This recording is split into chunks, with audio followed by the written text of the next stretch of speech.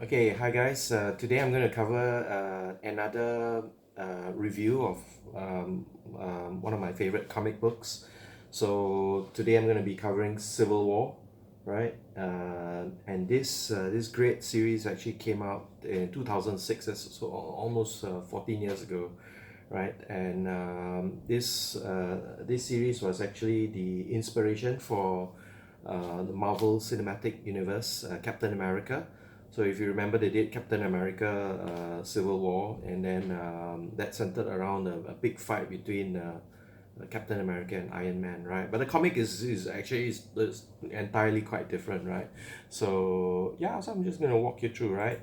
So this is probably one of the promotional. So the comic actually is I think there's about seven issues, and it features a lot more heroes than what you saw in the movie, right? So this actually starts off somewhere in Stanford, right? So it starts off with a reality show, and basically it's a bunch of cameras following this new superhero group called the New Warriors. So this New Warriors is a bunch of new heroes. So they go around taking down some run-of-the-mill supervillains, right? So what actually happens was they went and basically they cornered this new gang, and but what happened was one of the guys who was cornered, I think his powers was quite explosive, so he literally could blow himself up. So because he was cornered, he blew himself up, and when he blew himself out, that literally took apart that caused quite a lot of deaths, right? So and because there were a lot of deaths, basically that caused quite a bit of issue in the U.S. government, right? So there was a great debate in terms of should superheroes actually continue the way they are, fully masked, hiding their super identities, or should they go through training and things like that. So there's a very big discussion about that. And basically there were two camps, right? So there was one camp which was Iron Man's camp, and Iron Man was pro registration, right? So there was a new bill passed in Congress, and it was so the bill was to force the heroes to register. So Iron Man was pro registration. Captain America, on the other hand, was anti-registration, and and his arguments were quite simple, right? If you're a superhero and if you're unmasked and supervillains know who you are, then your family is at risk, right? So Captain America caused quite a bit of strain, and he was actually on one of those helicrafts, the Shield helicrafts, and Maria Hill was having a conversation with him, trying to explain to him, and it was getting quite dicey, right? So basically they tried to arrest Captain America because he was quite vocal against the registration, and he escaped, right? He beat the shit out of all the guys trying to stop him, and he literally escaped, right? So went into hiding, and basically two camps. So there was Captain America's camp, and then which was the kind of like the rebel camp, and then there was Iron Man's camp. So Iron Man's side, which was pro registration, was Reed Richards, right? And there were a few others, right? Reed Richards was one of them. I think Wasman, yeah, can't remember lah. She-Hulk and all that, right? Yeah, so you can see some of the heroes there, right? So then countdown was towards timeline for registration. So immediately at the stroke of midnight, um, they went on arresting mode, so they started to arrest a whole bunch of heroes. So the first bunch they arrested was the Young Avengers. So in the comic universe, there's a younger bunch of Avengers called the Young Avengers, right? So yeah, so they arrested. So the Young Avengers was the first bunch that was arrested, and when the Young Avengers was arrested, basically the Young Avengers had this one guy whose powers was basically he's like a wizard, so one of his powers was teleportation. So he was desperate. He teleported the entire Young Avengers out, and they were basically rescued by um, Captain America lah. So they went to hiding, and so on Captain and on the side of Captain America, which was the anti-registration, there were people like Daredevil, right? So Cloak and Dagger, right? So they were all anti-registration lah. So Iron Man was actually quite smart. He actually managed to convince Spider-Man, right, of all people, right? So if you think about it, right, so this was quite complex because Spider-Man stood to lose a lot, right, going pro-registration, right? Because registering mean you give up your secret identity, and he had a wife, he had Mary Jane, and he had this Aunt May, right? So but this was a great politician kind of work. So Tony Stark managed to get the Spider-Man to be one of his spokesperson, and so in Civil War, this was when Spider-Man actually literally took off his mask. It's quite funny lah, because J. Jonah Jameson literally fainted lah, right, when he knew it was Peter Parker, right? So um, uh, Reed Richards, who was also on the pro-registration side, tried to rope in Black Panther, but Black Panther basically said no, right? I'm not going to take sides, right? And went back to Wakanda, right? Tony Stark tried to recruit the X-Men, right? So at that time in the comic universe, the X-Men was led by Emma Frost, right? She was a psychic, right? But she basically said the X-Men were going to stay neutral, right? So yeah, so the two sides were basically went on recruiting mode lah. Now, so Captain America's guys, so even though they went underground, they were still doing their superhero thing lah. So they had Hercules with them, they had Daredevil, there were a few other heroes on their side. So there was a night where they heard the SOS. I think there was like some trouble somewhere, so they leapt into action, and when they were there, so Cable was also on the Captain America side. So when they went and tried to do a rescue, I think it was like a power plant that was on fire. Then Cable realized that, hey, actually the plant belonged to Stark Industries, right? So it was a trap, right? And so Iron Man came with all his gang, right? And on Iron Man's side were people like She-Hulk, the Thing, right?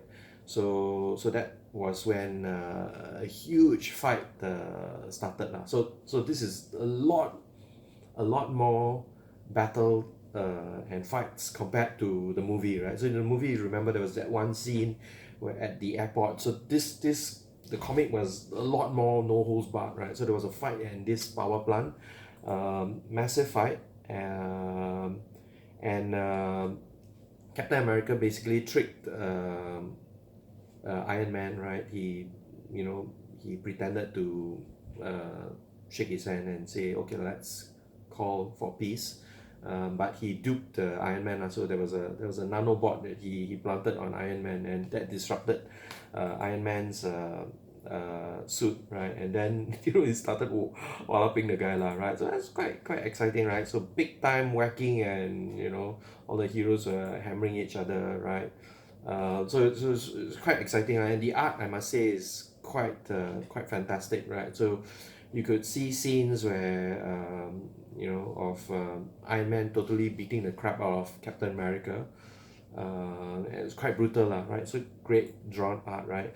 Now, so battle was quite finely poised, and then suddenly out of nowhere, the Thor emerged, right? So in Marvel comic universe at that point in time in 2006, actually Thor was presumed dead, right? So that's another story. So suddenly out of nowhere he appeared, and he was on the Iron Man side, right? So he took his power hammer, and he literally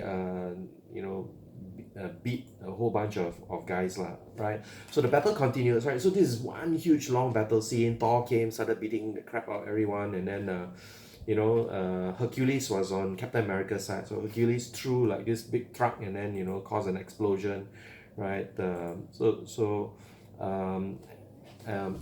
then the heroes, basically Captain America and gang, were quite totally outclassed, lah, right? Because Thor was there, so Thor was literally kicking the crap out of everyone, right? So then out of nowhere, Susan Storm, right? So if you follow Fantastic Four, Susan Storm is Reed Richards, right? So this is where it gets quite complicated, right? Because Reed Richards is actually on Tony Stark's side, which is pro registration. Susan Storm stayed was Reed Richards' wife, and she's the Invisible Girl, right? So she was quite neutral, but she took the side of anti-registration as Captain America. So like I said, Thor was beating the crap out of everyone. She saved all the anti-registration guys because her power, she could turn herself invisible and she could also project this invisible force shield. So she saved all the heroes, right? And and they escaped. So it was at that point in time also then Reed Richards powered down the Thor. So at that time then when you were reading the comic, then you realize, oh, so actually the Thor was actually an android, right? So the Thor at that time was a clone, right? But so under the control of Reed Richards. So the aftermath of that battle, Spider-Man had some doubts lah. Now Spider-Man at that time had was already wearing the Iron Spider suit. So the Iron Spider suit is almost like the one that you watch in the movie. So it's built by Tony Stark, and yet all those tentacles, right? And Spider-Man wore that in Endgame, right? So yeah, so that battle was quite brutal, and I think another thing that the Thor did was in that fight earlier on, he actually killed one of the heroes, right? I think there was a guy who could grow quite big, right? So the Thor basically, threw a huge thunderbolt and it pierced through the guy's heart, so the guy died lah. So the aftermath of the fight was quite devastating. The Spider-Man had some concerns, and he was really questioning like, should he actually continue, right? So he and at the same time Susan Storm, because of her conflict with her husband, left, right? So when Reed Richards was asleep, she left, right? Now so that was the first big battle, and then Tony Stark decided to do something quite bad. He started to recruit the Thunderbolts. So again, if you follow the Marvel comic universe, there's a group of supervillains called Thunderbolts, right? So this were people like Deadshot or Bullseye. Sorry, Deadshot is in DC. So Venom, Bullseye, and a whole bunch of other supervillains form Thunderbolt, right? Tony Stark actually recruited Thunderbolt to be on the pro registration side, right? And again, Spider-Man had a lot of doubt, so I think he called it quits. He confronted Tony Stark and said, "No, I don't think it's right lah. I think I'm pulling out." And then Tony Stark got angry lah.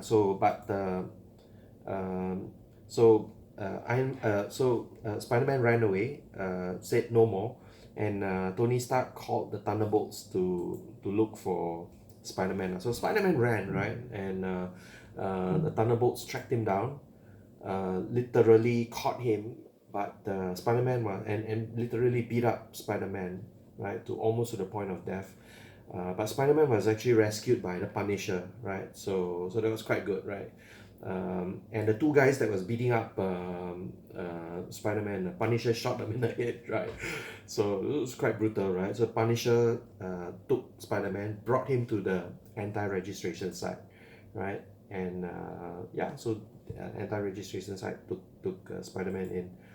And then the Punisher actually went and infiltrated I think Tony Stark's tower to steal some plans, because when the registration actually happened, so the police force and the heroes on Tony Stark's side actually went out and started arresting a whole bunch of heroes, right? Who were against registration, and they actually put these guys into a place called I think it's called level 42 or something. And level 42 actually is in the negative zone. Again, if you follow Fantastic Four, negative zone is where Mr. Fantastic does his testing, right? So it's literally a prison in a negative zone, right?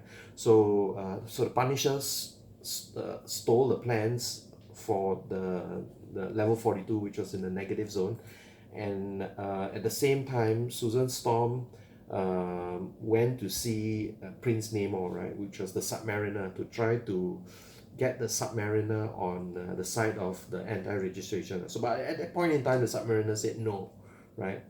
This is nothing to do with me, right? So you can see all the both sides all tried to recruit each other, right? So after the Punisher stole the plans of level 42, which was the prison for where the pro registration started to put all the arrested heroes, then the anti-registration bunch decided to do an assault on level 42, right? But again, it was another trap, and so Iron Man was there. He um, uh, yeah, he basically set a trap lah. So he found out that the heroes was coming, but and then Iron Man had a huge bunch over there lah. But interestingly, there was a twist. On Iron Man's side, I think Yellow Jacket, right? Um, Yellow Jacket was actually revealed to be Hulkwing. So Hulkwing is a member of the Young Avengers, right? Which escaped when they were arrested, right? So Hulkwing's powers was he was half. So Hulkwing is half Hulk, half Kree, right? So he had some shape shifting powers. So Hulkwing actually infiltrated Tony Stark's side and basically disguised himself as a Yellow Jacket lah. And so Hulkwing revealed himself, and then he set the rest of the heroes which were arrested in level 42 free. So this fight actually happened in level 42, which is a negative zone, right? So both sides started beating up each other up, right? So there was a lot of fantastic scenes, right? Like Spider-Man kicking the crap out of Reed Richards. And then Prince Namor also decided to join the fray. The Thor, which was the clone Thor, also decided to join the fray, right? Unleashed, right? And then after a lot of beating up, it all boiled down to this one last battle scene. Very much like the movie, right? So it was a one last battle scene between Tony Stark and Iron Man. And then the Vision, which was actually on the anti-registration side, disrupted the Iron Man suit. So again, his suit always gets disrupted. So that equalized the odds. And and then quite interestingly, again, remember I was mentioning to you, Susan Storm was on the other side. Reed Richards was on Tony Stark's side. So one of the Thunderbolts was about to aim fire at Susan Storm, and Reed Richards saved his wife, right? And Hercules, right? So again, in another fight, Hercules, which is also quite strong, he basically beat the Thor, which was basically a clone, right? And ultimately, I think it culminated to a big fight between Iron Man and Captain America lah. So at that time, at this final fight, Captain America was almost on the verge of winning, but there was also civilians there lah, right? So I forgot to tell you, when the fight happened in level 42, then all these superheroes, they have teleporters, right? So the fight started in level 42, which is in a negative zone, and then the teleporters all brought them to New York, so the fight continued in New York, right? So and then just as Captain America was about to deliver a devastating blow to Iron Man, a bunch of civilians stopped Captain America lah.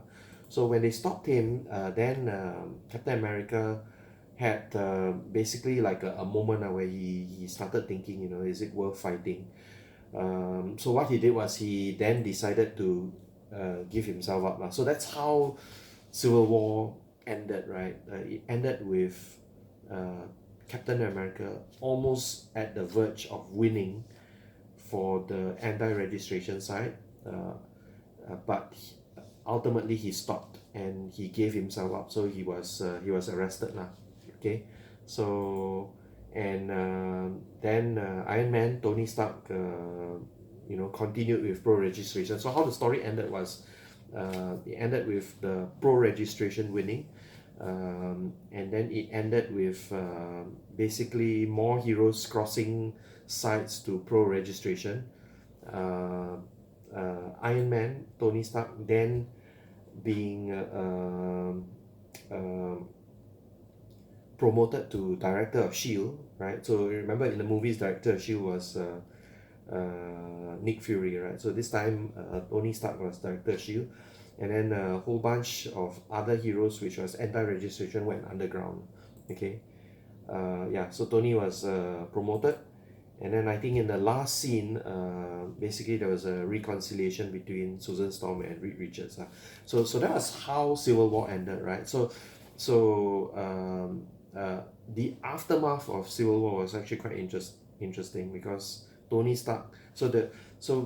This Marvel, when they write their comics, they always have, every year they have one big event, right? So in 2006, Civil War was a big event, and then the aftermath of the event, all the storyline and the comics followed the aftermath of Civil War. So aftermath of the Civil War was no more Captain America. Steve Rogers was in jail. Tony Stark was running Shield, and then Thunderbolts, was doing dirty work for Tony Stark. So they continued that storyline for a while. So that's the end of Civil War, right? And interestingly, Steve Rogers was put in jail, and then after Civil War, I think about a year after Civil War, Steve Rogers was actually assassinated, right? So in the comic world, he actually died, right? And then later, Marvel resuscitated him, lah. That's what Marvel always does. They kill off characters, and then when they realize that the big money spinner is no longer there, then they resuscitate the character, lah. Right? So there you go. That's Civil War. Very different storyline from the movie, but I thought a lot more deeper, a lot more fights, a lot more exciting, lah. And it set up some other interesting spin-offs, like the Thunderbolts became quite prominent, and then it set up a storyline for Tony Stark being a director of Shield. It also started off the storyline for Steve Rogers no longer being Captain America, right? So Bucky Rogers took over as Captain America, and then later on, Captain America was assassinated. So that's another storyline, which I'll probably cover another day. Okay, all right. So thanks for following. Again, if you enjoy this, give me a thumbs up, and I'll make more videos on some recommended comic series for you to follow.